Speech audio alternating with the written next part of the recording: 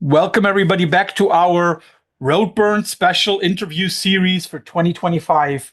It's another Saturday, and once again, I'm very, very happy to have somebody on the show who some people might not recognize when they look at the lineup, but might recognize when they see him here on the show. So I'm very happy to have Matthew Broadley here on the show, who will be performing as Greet. So happy that you're here, Matthew. Thank you. Hello. Thank you for having me. It's my pleasure. Although, Mr. Broadley, I have to say that you ruined my 45th birthday. Because on my birthday, you and your former band decided to give us an announcement that shocked a lot of us. Many people might know Matthew from Dawn Raid, so I have only one question about Dawn Raid before we go into Greet. Are we talking a hiatus, or are we talking a finite, never-ending breakup? At the moment, I know we can never say never. At the moment, if it's a hiatus, it's going to be a very long hiatus. When we ended it, that was it. We were not to sound like downbeat, but it's done kind of thing. Yeah. You know, we're unbelievably proud of like what we did and what we achieved in about just under 10 years and stuff like that. But I think that project was kind of done, let's say. But yeah, we're all still speaking, very good friends, and carrying on with music. So would you say that the project also introduced you to a much broader audience? You as a musician, I mean. Which part? This one? No, Dawn Raid. Yeah, 100%. Yeah, played in like other bands before, but obviously it's very DIY. Dawn Raid was coming up through DIY routes, and we still did a lot, pretty much everything ourselves. But yeah, we got to a level that I guess we never expected, and we're reaching audiences, playing shows that we could never have imagined as a bunch of anarchist punks playing black metal as well. It was a niche within a niche within a niche. So it was it was beautiful to have done as much as we've done. You know, traveled the world. It was great. And something that you seem to have in general is a certain kind of very productive work ethic, because in May of last year, you as Greet released the first Harmonium EP. In November, the second. In December, there was a live recording. And this month, you already published another track on your Bandcamp, which is a cover. We'll come to that in a moment. Is that something where you say, like, okay, is it just I need to get it off my chest? Or is it I just have so much good stuff lying around? Yeah, a bit of both, really. Yeah, I always feel like... because I've always played drums and kind of been at the back of the room, and you know, I've always been very involved with songwriting and things like that. Anyway, so this is the first time I've done like other little kind of bedroom projects and things, but this is the first time where I've had kind of no other bands to kind of distract me. So this is like I've had a lot of time. Just at home with all my instruments, and the blessings of time, and lots of years of ideas kind of being able to take form, and all of that comes from the experience of everything that's come before. I think I couldn't have done Greek 10 years ago, let's say, or it wouldn't be what it is now. It needed the road work, let's say. And for now it's kind of, I have this beautiful relationship with the harmonium. I feel like I played it for so long, but was never really singing with it. So we used it a lot for Dawn Raid, like with interludes and on the folk songs. So I have learned how the instrument works and how it breathes and things like that. And now we kind of push and pull relationship with the harmonium, and it does feel like nearly every time I go up to it and have a rough idea, I'll go and kind of work through my scales, jam, kind of practice, and by the end of it, I've got something that I think is a song. So it seems mad not to record it and keep them, I don't know, not momentum. It's as much as for my own sake as anything like that. Yeah, getting these ideas down and putting them together, and it's beautiful. Like I didn't expect it to connect with people the way that it has done. It's been, it feels to me very personal. A lot of the music, very emotional. There's a lot of times when I've been playing live and practicing and writing and stuff that I cry quite a lot while I play, or I'll be welling up and things just because of the kind of subject matter and the timings of writing the songs. And a lot of the songs are kind of about grief and dealing with grief, and and finding your place in the world, and trying to make yourself happy in a place that doesn't want you to be happy. I get very emotional playing these things, and it's beautiful. Yeah, it's kind of hard to describe, but yeah, it's great. It is. I think it's hard to describe, but it's very audible when listening to your tracks. First of all, for everybody who has not listened to Greed and who expect any kind of tornado-ish black metal crust punk thing, please listen to it first. Yes, because I think it's one of those projects where it's easy to pinpoint a genre, and a lot of genres would be correct. But at the same time, it's also easy to categorize it in just another box. It is definitely droney. It definitely has ambient moments because of the long drones. But it's also at the same time somehow a kind of folk thing. 100%. Is that also, how should I say? Does it show the possibility of connecting very artificial things like a drone with a very normal, unamplified instrument?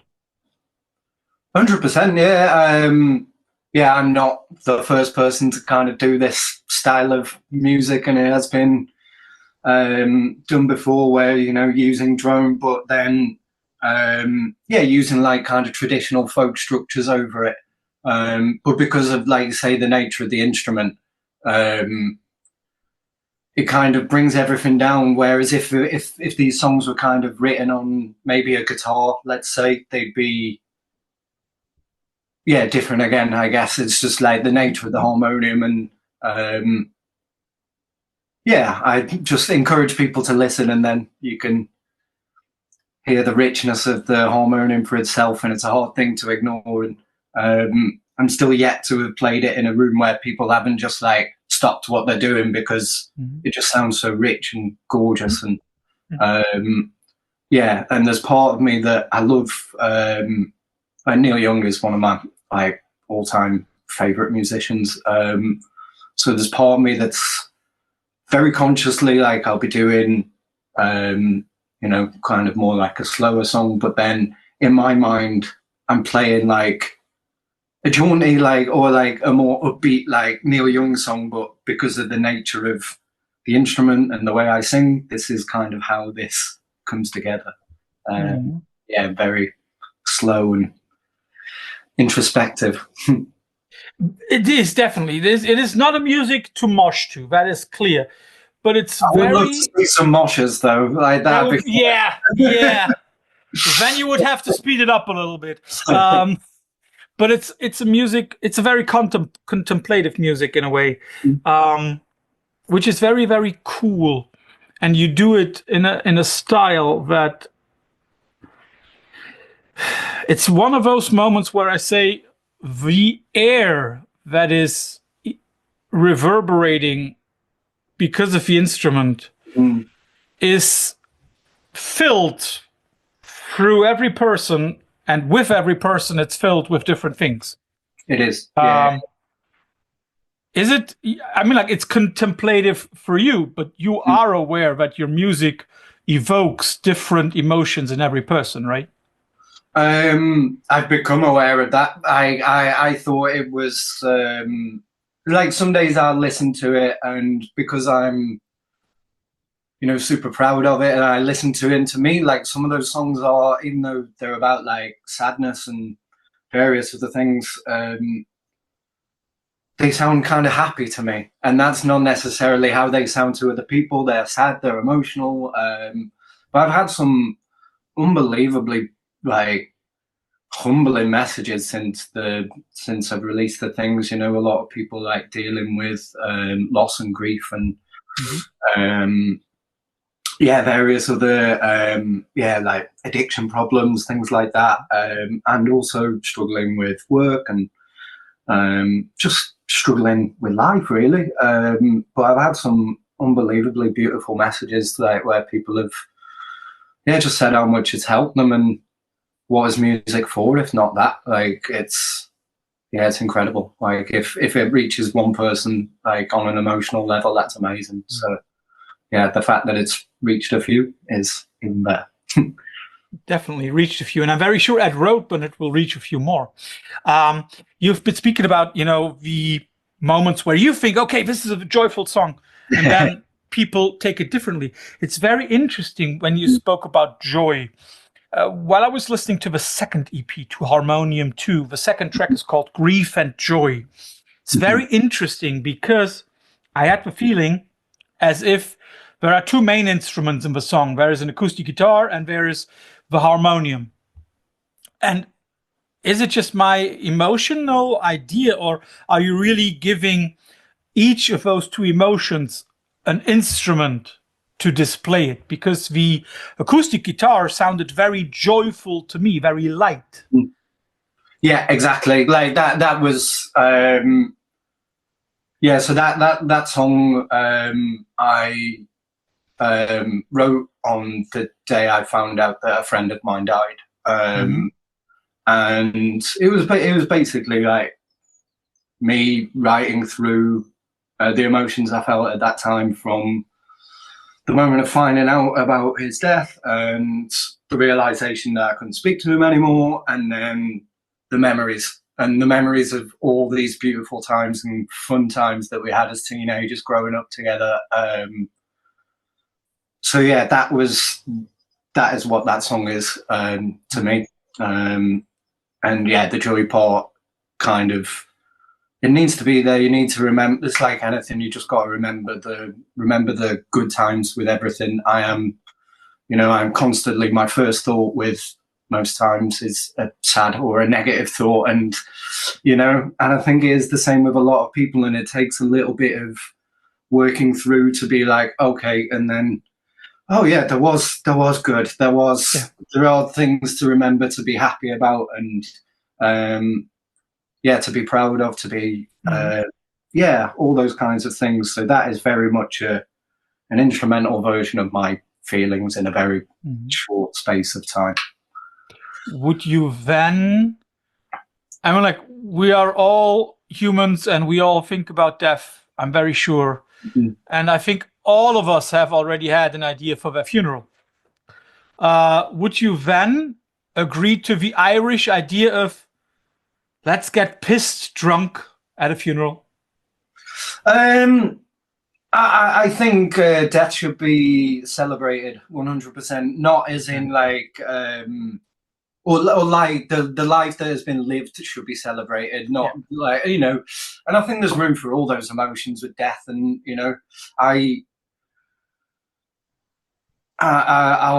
I struggle to think of anybody that I've lost over my lifetime that I don't think about. At various points in my life, and you go through all those, what they call it, like the stages of grief, don't they? Or yeah, exactly. But they're not linear. They're not just like they'll come at you at different times in different ways. There's no order. There's no rhyme or reason. There'll be a smell. There'll be a sound. There'll be a different thing, and it'll bring you. There will be a word. So those, exactly, yeah. So that is what, and I guess that's what music does as well. All these things are photographs of or snapshots of time, aren't they? And yeah, it's very interesting because, as you said, that song that definitely gave it to me. It is mournful, but through the help of the other instrument, it gets that kind of celebrational idea. yeah. That is something that I like a lot. I mean, like you said, that you create the songs on the harmonium. Mm-hmm.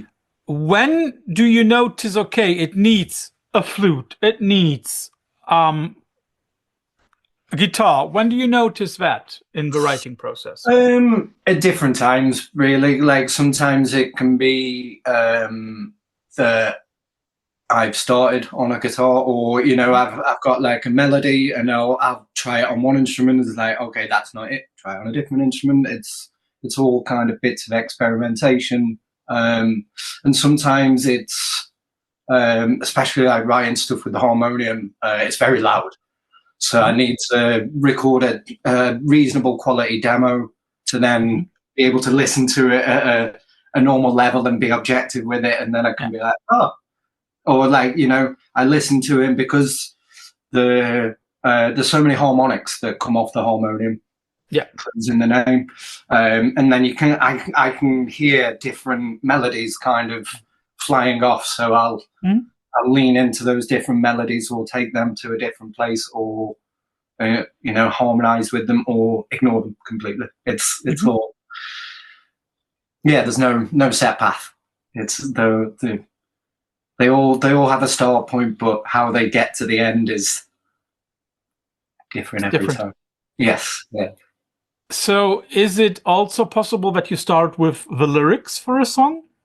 I have done before, yeah, and I'm trying to get better, because I have never really been a lyricist, a poet, anything of that description. So I find, I don't know, everybody does.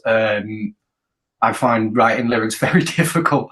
Very, like second guessing everything. Is like, oh, is that profound or is that childish? Almost, it's finding that beautiful the balance of, something you can be proud of saying, or happy to listen back and have other people hear. And a lot of that is, we were saying about like the frequency of releasing stuff. A lot of my attitude with Greet, as well as I have a sign somewhere, it must have fallen down, that just says, is it good? And is it good? Question mark. Because you can spend a lifetime like writing a song, editing a song, tweaking a song, and the first EP especially, once I kind of realized what was kind of coming together with the songs, I was like, oh yeah, this is kind of going somewhere. I was like, right, okay, for every song, 6 edits. That's it.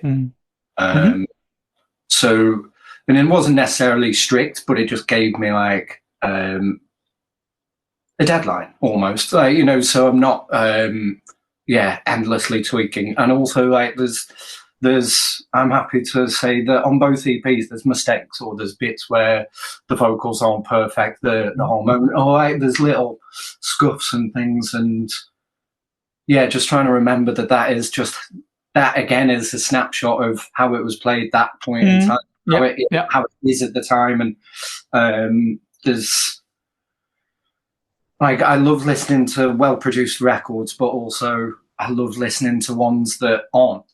And you can hear the peaks and troughs of things, and the honesty behind the music, and especially with the rise of computer music in general, or being able to edit to the millionth degree, you can just spend so much time honing in on these things, whereas some of the greatest music ever written never had that opportunity. And it's great because, well, I guess because it didn't. It's honest and kind of there and done, and it's a snapshot of that song recorded at that point in time. And I think it's similar with like live performances as well. I wanted to talk about it. Yes, go on. Yes, the live version of Greet is very stripped back. It is just me and the harmonium. So on the recordings, there's like extra percussion, like saying the guitars, the things here, and flutes and various other things. And I've done like some experimentation with having a sampler, and while it was cool, like I just think people almost deserve to just hear the harmonium as it is, because it's, while people I have seen, I don't know if it is, I feel like I'm seeing them more and more in music at the moment. But yeah, it's kind of a rare instrument to see out in the wild and just played on its own. So I'm kind of doing that. I have like some light percussion, vocals, and just the harmonium. So that is, it's very, very stripped back. So the versions of the songs that I play are slightly different, again, to the versions of the songs that are recorded, which I think they should be. They're different environments, aren't they? So treat them as such. I'm very sure that you've also already noticed the difference in sound depending on the stage and the setting, right? Yeah. Yeah, so I guess here's the nature of the instrument and what I've been doing, but I've been playing a lot of kind of churches, old chapels and things like that, but a lot of places that have really, really suited it.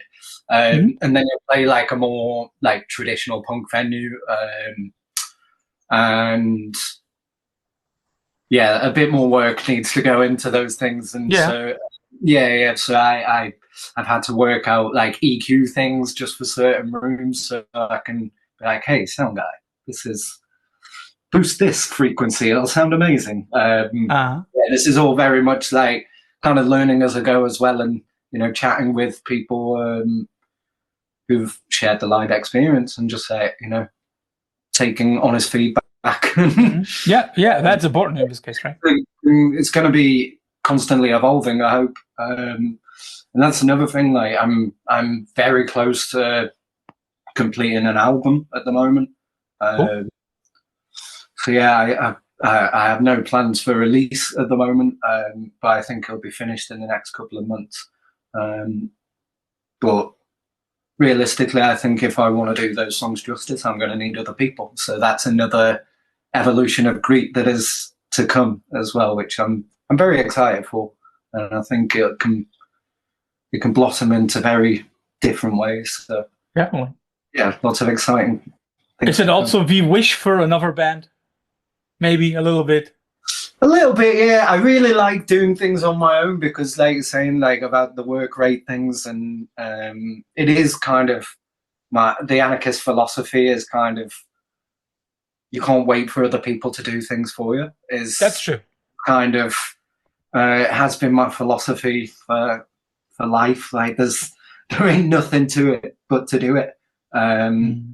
So it's no one else is going to write that music for me. No one else is going to do those things. And yeah, we're very lucky to live in an age where I've got computer recording equipment, a couple of microphones. I can do all this stuff in my house. It's great. Yeah, and it's also the way that, of course, you know, nobody with the same background will ever do that music. So as you said, it depends on so many variables that it's near impossible to reproduce. Something that I also would like to talk about is, you've already mentioned lyrics, or we've already touched on lyrics. There is some kind of, I don't want to say religious background, but there are some kind of, let's say, Pentecostal, somewhat Christian ideas on it. Is that something that you say, okay, now I can talk about it? Now that is an outlet where it also fits in a way? I mean, like, you even had a song called Pentecost. Yeah. So, my dad was a pastor. My parents, still super Christian. Went to church up until I think I was 16, 17. But we were, as kids, like I am one of five. I'm the youngest of five children. We all got dragged to church. And it was very American. So my dad was like obsessed with Billy Graham and all the kind of televangelists and all that kind of stuff. So that was what the church was like. It was, people freaking out, doing all the laying hands on each other, lots of people having fits, and it wasn't quite the snakes, but it was very close to the snakes coming out, and there was lots of exorcisms, holy water being thrown around. But what also came, which was obviously my favorite part, was the music. And it kind of, that was the only thing that made the church, going to church, worthwhile. Like, we had to go twice every Sunday, and I think it was like every Thursday or something as well. If we didn't go, we'd get punished. It was as simple as that. So you just kind of had to go. So I have an absolute like hate relationship with the church and Christianity, like a lot of people do. And I think my reasons are very just. But yeah, it's there's definitely like elements of that I guess for myself I'm trying to exercise. A lot of spoken to my brothers about this, and there's lots of it is just not in my memory anymore. I have completely blocked out. There is years of unlocked trauma in there that I am scared of ever opening up. And I've spoken to my brothers about this, and they're very similar. And they were a bit older, so they were like going there through the 80s and stuff. So it was even it was times 10 when they were going. It was very fervent. But yeah, obviously, none of us are Christian now. Like the kids, like none of us go to church anymore. None of us believe in any kind of that essence of spirituality, anyway. So yeah, the Greet is a bit of an exorcism for me, and that I do think about the sermons and things, and like how they used to build the sermons from. Like, you go in, everything would be very introspective, it'd start very quiet, and then the sermon would begin, there'd be some gentle music, and then, it'd get more and more, like, kind of crazy is the word. You watch like, the last, 45 minutes, people would be running up and down the aisles, the music could be going, it was... quite exciting. As a small child, very exciting. But obviously, once you got into being a teenager, and the awareness kind of comes of what you're doing, and we live in like modern times. It seems people can kind of believe what they want as long as it isn't damaging to other people. But that was the thing. It was very damaging to us, and I guess like other people in the community at that point in time. But there is the song Pentecost, which is a very direct reference to that. The attempted Christianization of the Broadley youth. And I haven't really. I've had like some conversations with my dad about this, but not anything really in depth, because he would ignore it anyway. Or there'd be an element of denial, or we're exaggerating, that kind of thing. But he came to one of my shows last month, and I didn't know he was coming. And then I sing this song in front of him, and it was in a disused chapel as well, like a now reappropriated chapel. It was just everything about it was just like, I'm shaking thinking about it now. I was like, it was one of the strangest experiences I've ever had, and I still need to speak to him about that because I haven't. And it was kind of nice, like looking back at it, it was like a bit of like, okay, like I'm really glad he came, but then there's a touch of it. It's like, I don't think he enjoyed it, as in, because it's probably not his kind of music. And there's a part of me that's like, I didn't enjoy going to all the things that you made. You made me do something out of it. And it's quite funny. serendipity, I guess is the word there. Yeah, it was interesting. Careful, serendipity means that it's a positive thing. It's yeah. I was shaking and crying. It was a very hard song to sing at that point in time. I was very conscious of what was like, both of my parents are there, like watching me, and it was, very surreal, extremely surreal. If I could never do that experience again, that would be fine. But I want to, obviously, I can play for other people, but that was emotions that I've never experienced and kind of hope to never experience again. Yeah. Something that is very interesting about the music is also your record label, because you have found immediately with a first cassette already a record label in Fiat production. How did that come about? Barry Ann emailed me. It was as simple as that. I've been aware of Fiat for as long as it's existed. They've put out some really cool stuff. I think the first thing I came across to that label was I can't remember what it's called now, but the Ian from Lancome's Black Metal project, because that was just that was really cool. It was quite frosty and done by good people as well. So it was